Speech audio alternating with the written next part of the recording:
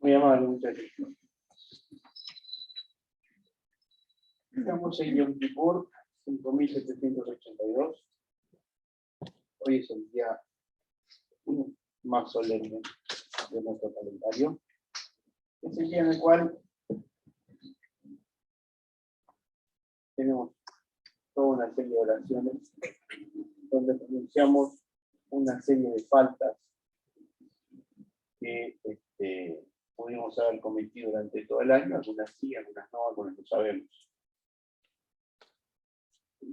La cuestión es el entrecruzamiento entre lo que vive el pueblo de Israel, basado en Levítico capítulo 16, y la muerte de Cristo en la cruz, cuya sangre derramada perdona todos nuestros pecados. Ese cortocircuito entre una historia y otra historia, que tenemos que continuamente explicar y volver a explicar y volver a explicar. Para colmo, los textos, como están escritos en lo que se conoce como el Nuevo Testamento, están escritos y después reeditados, y cuando son reeditados por la sociedad occidental, van mostrando toda esta tendencia de que la sangre de Cristo derramada en madero ha perdonado todos nuestros pecados. Por lo tanto, si creo en Cristo, tengo la salvación. Entonces, ¿qué estamos haciendo en Yom Kippur? ¿Qué sentido tiene? Siempre hay que estar en el punto medio tratando de abrir las mentes. Y es muy sencillo. Lo que pasa es que la religión occidental se basa en el ofrecimiento de la salvación. Saben, aquí proviene del concepto pagano, griego, de que la materia es mala y el espíritu es bueno, y la materia está gobernada por Satanás. Entonces, se toman elementos que tienen que ver de la cultura hebraica y del Tanaj y del Antiguo Testamento, y se los revierte, se los viste con la visión pagana occidental. Y de ahí surge la religión occidental. ¿Qué estamos haciendo aquí en Yom Kippur? ¿Qué hacemos en Yom Kippur cada año? Yom Kippur no es una fiesta. No es un día de luto. No tenemos por qué estar en luto. No es un día de fiesta. Es un día en que comunitariamente todos reconocemos, o deberíamos reconocer, o intentamos reconocer, que no somos perfectos. Por eso Levítico 16 va a hablar de los sacrificios del sumo sacerdote, del rey, del pueblo, de este, del otro, y cada uno tiene un sacrificio que hacer, y hay que cambiarse las vestimentas, hay que hacer esto, hay que hacer el otro. ¿Cuál es la kavaná, la intención de fondo? Que no hay perfecto ni siquiera uno. Lo sabemos de memoria, pero no vivimos de esa manera. Vivimos pensando que lo que nosotros creemos o decimos o hacemos es lo correcto. Entonces, fíjense qué interesante que Dios haya establecido, el creador, que el ser creador, haya establecido un día en una sociedad, en una cultura, para demostrarnos que ni siquiera los mandamientos por los sacrificios que Él nos pide alcanzan. Cuando uno lee la Torá, tiene sacrificios porque por Pesha, por Avón y por Hatat, por transgresiones, por errores al blanco y por quebrantamientos de la Torá. Por todos los errores que podemos cometer, siempre hay un sacrificio. Menos por aquellos errores que son cometidos de manera intencional. Es decir, cuando sé que estoy dañando el nombre divino o a una persona y voy y lo hago igual. Entonces, ante eso, la Torá nos va a decir caret. Caret es la eliminación completa, la muerte del alma, la separación absoluta. Perfecto. Ahora bien, nos equivocamos. A veces nos equivocamos y no nos damos cuenta. Bueno, Yom Kippur nos abre la oportunidad de reconocer que no somos perfectos. Decirlo públicamente, que es una de las maneras de curar el dolor interno que podemos tener o no, si nos damos cuenta que nos hemos equivocado. Pero además de eso, es el día en que más se ensalza la obra de Rabino Yeshua. Este es el día que más se eleva. Lamentablemente, la sociedad occidental solo le interesa a Cristo crucificado en la cruz, sangrante, para elevar lo mortuorio, la sangre, el sacrificio del cuerpo que es malo, y presentar que Él venció al cuerpo y todas las tendencias satánicas de este mundo. Y entonces ponen en la Pascua el punto más alto. Pero ese no es el punto más alto. El punto más alto es Yom Kippur. Porque Él cargó en Él el error, Hatat y Avon, los errores, los pecados y las transgresiones respecto a la Torá de todos nosotros. En todos nosotros se puede interpretar de dos formas. Primero siempre está hablando del pueblo, ¿no? Que el pueblo llevó los pecados, porque eso es una interpretación muy posterior, en donde para evadir que pudiera haber un Mesías relacionado con Cristo, con Jesús, en esos términos, se reinterpreta que es el pueblo de Israel el que lleva el pecado de todos nosotros, lo cual el pueblo no puede llevar el pecado sobre el pueblo. Entonces, como eso no alcanzó, se dijo, bueno, no, los Hasidim, los más piadosos del pueblo, llevan el pecado del pueblo. No, el sadik de cada generación. Y así se lo va dando vueltas para no enfrentar una situación. Y la situación es que claramente, el profeta Isaías, Yahyahu, está hablando de la derecha de Dios, que es la manifestación del atributo de misericordia, y que eso hace referencia a la venida de un siervo sufriente, que lleva la transgresión y el error de Israel sobre la Torá. Sobre la generación que estuvo con él, que fue una de las generaciones más bajas en cuanto a la relación con Dios, por la corrupción que había en el templo y por la cantidad de divisiones que había, y porque se odiaban unos a otros en cuanto a la interpretación de la Torá. Y el odio, nada más y nada menos que es el opuesto al amor. Y la Torá que nos pide, amar a Dios sobre todas las cosas y amar al prójimo como a ti mismo. Ya cuando el sistema quedó pervertido, todo queda pervertido. La sociedad está pervertida, la cultura está pervertida, la educación de la próxima generación está pervertida. Es muy sencillo. Lo podemos ver en Argentina 2021, al mar. Entonces, si bien el Mesías es rechazado por Israel, no es un detalle. El Mesías es la imagen más clara y perfecta de qué hombre diseñó Dios. Y el mismo hombre, el mismo pueblo que recibió su revelación, que es la Torá, rechaza esa imagen de hombre justo, también íntegro, que Dios espera que seamos nosotros. Por lo tanto, el rechazo es continuo de generación en generación hasta que Israel pueda reconocerlo. Nunca lo va a reconocer como Cristo, como Jesús, porque ese es griego y tiene todo un contexto pagano que no ingresa dentro de los cánones de la Torá. Para eso estamos nosotros. Eso es el judaísmo mesiánico. No es el judaísmo mesiánico para que los judíos crean. No es un movimiento de misión A. Es un movimiento de vivencia de la Torá de acuerdo a la intención con la que le enseñó Yeshua. Es decir, lo que yo siempre llamo el tiempo cero. Cuando Yeshua enseñó y cuando se vivía la Torá. ¿Cómo vivimos la Torá? Con las enseñanzas de Yeshua.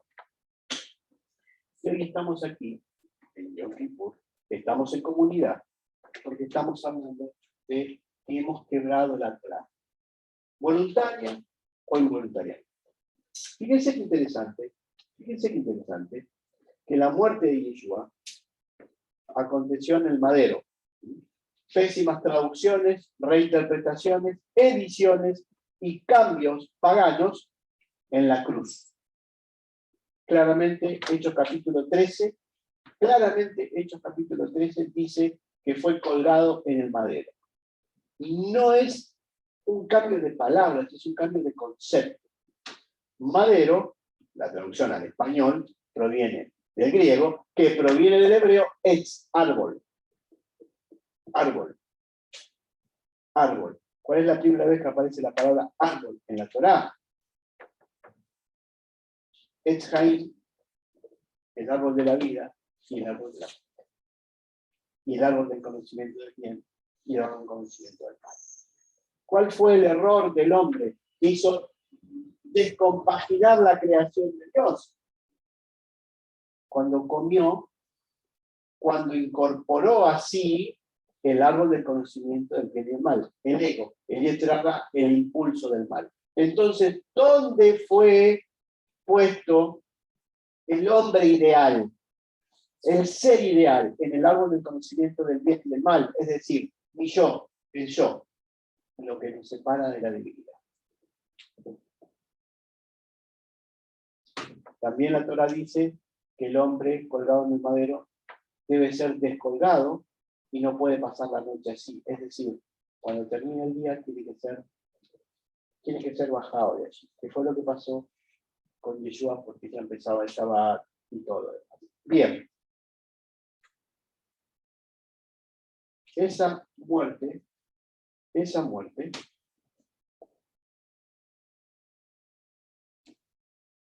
lleva en sí los grandes errores que tenemos frente a los mandamientos. Transgresión, pecado, omisión. ¿Por qué transgredimos, pecamos o omitimos? Yo no creo que sea porque realmente querramos hacerlo. Realmente no. Creo que es porque no tenemos la visión correcta de cómo vivir el mandamiento. O no lo conocemos porque nunca nos interesamos, o lo tenemos una interpretación que no es la que nos parece. ¿Y por qué pasa eso? Por esto que llamamos el yetzirah, ¿no? Lo que nos separa de Dios, nuestro ego, que no nos permite ver con claridad. Entonces, ¿qué hace Dios? ¿Qué hace? Nos mata todo, manda fuego y nos quema todo. No dice, bueno, nos da la Torá, nos da los mandamientos, nos da la posibilidad de volver a Él, la teshuvá, ¿no? Rasgarse la vestidura, bla, bla, bla, bla, bla, bla. Todos los años, bla, bla, bla, bla. Muy bien. Muy bien. ¿Para cuánto dura Yom Kippur? Bueno, sí, culturalmente, socialmente, natural, Levítico 16, un día. Y enseñan otros rabinos que vamos a ser inscritos o no en el libro de la vida por un año más, porque volvemos a equivocarnos y Dios nos ama tanto y nos permite que volvamos. Pero en realidad, la teshuvá, el concepto profundo de teshuvá, es un concepto de vida, de todos los días. ¿Sí? Ser el punto más alto del corregimiento que hacemos durante todo el año para que nuestra alma pueda restaurarse y alcanzar mayores y mejores niveles de conocimiento de la divinidad y así alcanzar lo que todos queremos, que es la felicidad. Conocerás la verdad y la verdad te va a hacer libre. Y esa verdad ha sido puesta por Dios en nosotros. No viene de afuera, no es una cosa que anda dando vuelta por ahí y de repente se te mete porque te diste cuenta de algo. No. La verdad está, es Dios. ¿Nos contactamos con Él o no nos contactamos? Ese es otro tema. La teshuvá es uno de los caminos más directos para contactarse. Pero teshuvá no es arrepentimiento, no es arrepentirse de algo. Teshuvá es regresar a, que es totalmente diferente. Cuando regreso a Dios, lo hago a través de la Torá. Es decir, no he vivido la Torá, me he dado cuenta de eso, y para devolverle el honor a Dios, empiezo a vivir la Torá como corresponde, en el mandamiento que fuera o en todos. Porque si no, la muerte de Cristo se vuelve en la consideración de los dioses paganos, que requieren la sangre de una persona para calmar su ira. Y esto no es una cuestión de que Dios está enojado. Dios, perdóname, ¿te enojaste conmigo? Esto es una cuestión de acercarse a Dios. De que nuestra alma esté preparada para estar en contacto con la luz divina.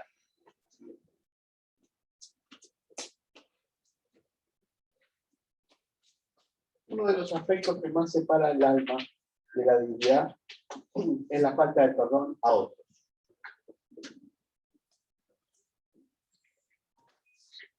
Y cuando no podemos perdonar a un tercero, quien fuera, que haya hecho lo que haya hecho, los únicos perjudicados somos nosotros. Porque vivimos reeditando continuamente el dolor que esa persona o esa situación nos ha producido.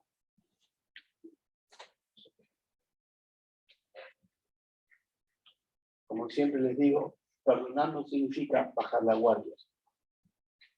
Perdonar significa poder ver la situación desde otro lugar. Y dejar ir. Dejar ir el dolor.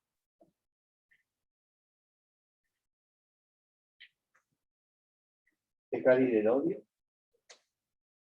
Y a partir de ahí, ser libres. Libres de amar. ¿Imaginan ustedes si cuando Dios tiene sobre nosotros una expectativa determinada y nosotros no hacemos lo que Él está esperando que hagamos? ¿Y qué hace? ¿Nos tira palos toda la vida porque cuando yo te dije esta cosa, vos dijiste tal otra? No, ¿qué esperamos de Dios? No, Dios, perdóname. Yom Kippur. Hoy perdóname. Me equivoqué, me di cuenta, no está. ¿Me perdonás? Entonces, ¿qué tiene que hacer Dios? ¿Está bien, te perdono? ¿O no? No, todos esperamos que Él es Dios. Como es Dios, Él cubre todas las expectativas. Bueno, es lo que tenemos que hacer nosotros. Porque esa es la medida de Dios que cada uno conoce de Él. Entonces, si eso espera de Dios, y eso esperamos de Dios, tenemos que hacer eso nosotros. Tan fácil como eso. Por eso a Dios no se lo conoce afuera. A Dios se lo conoce adentro. Porque Dios está adentro. El resto son debates humanos que van cambiando con las épocas. Bueno. Por último, la obra de Yeshua es la obra más grande de cualquier judío durante toda la historia. Porque sus discípulos y los discípulos de los discípulos llevaron la Torá a culturas que ni idea tenían de los mandamientos que Dios reveló a Moisés en el monte Sinai. Después de eso, se produce el ocultamiento final del Mesías para el pueblo judío, hasta que vuelva a ser revelado. Mientras tanto, nos han perseguido durante 2000 años hasta la muerte, hasta ese nivel. Lo cual es un gran desafío para el pueblo judío, de perdonar lo imperdonable. Es un gran desafío. Y lo vamos a lograr cuando miremos a Yeshua, al rabino Yeshua, elevado a la categoría de Mesías y del que desarrolló ser Mesías Ben Yosef, cuando llevó en él los errores y las transgresiones de toda su generación. En ese momento es elevado a Mesías, y en ese momento Dios le resucita. Dios lo resucita, él no resucita por sí mismo. Esa es la obra divina.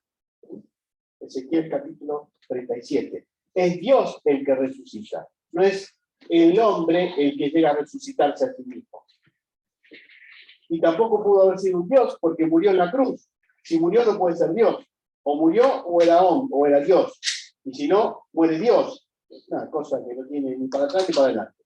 Bueno, la resurrección, cuando Él es resucitado por Dios, es elevado a la categoría de ser divino. Entonces eso es un Dios. No. Los ángeles son seres divinos, los arcángeles son seres divinos, los serafines son seres divinos.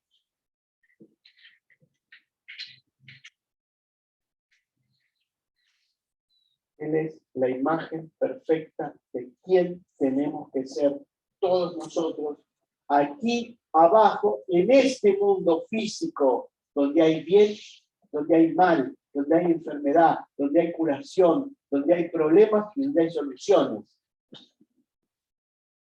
Porque si no, esta historia es un chiste. Viene un Dios, vence todo, le va re bien, sufre un poquitito y se va. Y después nos dice, arréglense, que yo los espero en la otra vida, ¿eh? ¿Y para qué me tenés acá entonces? Bueno.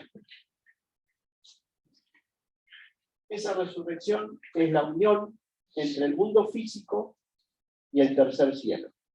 ¿Sí? Se acoplan las dimensiones. Cuando pasa eso, se convierte, como dice el capítulo 7 del libro de los Hechos de Hebreos que hemos leído hoy, en el sumo sacerdote, el gran sacerdote, aquel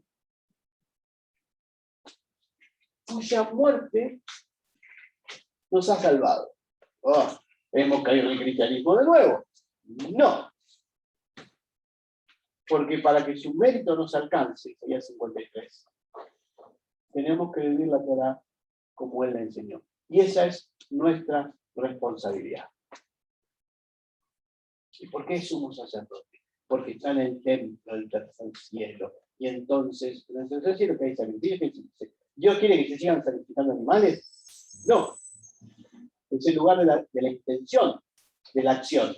Acción, mundo físico. Intención, tercer cielo.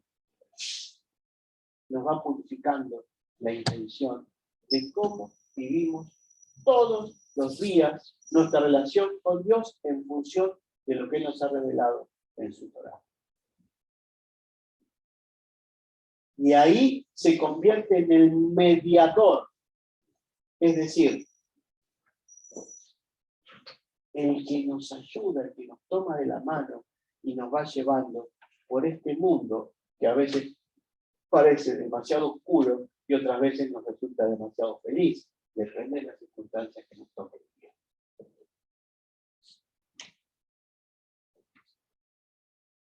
Yom Kippur no es nada más ni nada menos que considerar que el rey nos está mirando profundamente.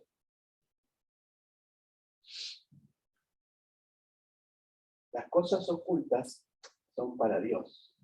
Es decir, a Él no podemos ocultarle ningún pensamiento, ninguna acción que íbamos a hacer, pero que no hicimos, pero no, está todo ahí. Está todo ahí. Eso es lo que nos va a pasar cuando nos vamos de este mundo. Exactamente lo mismo. El juicio sobre el alma. Está todo ahí.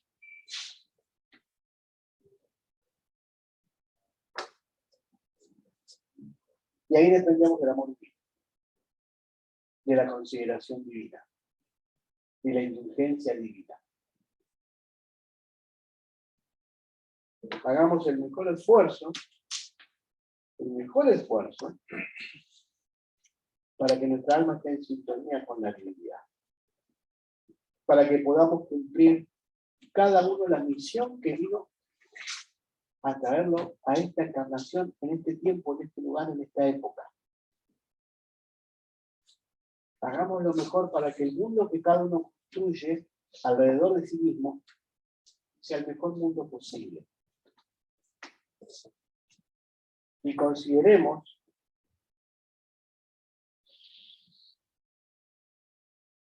que tenemos la ventaja de poder ver en el Maestro, en el Rabino, en Yeshua, el Mesías,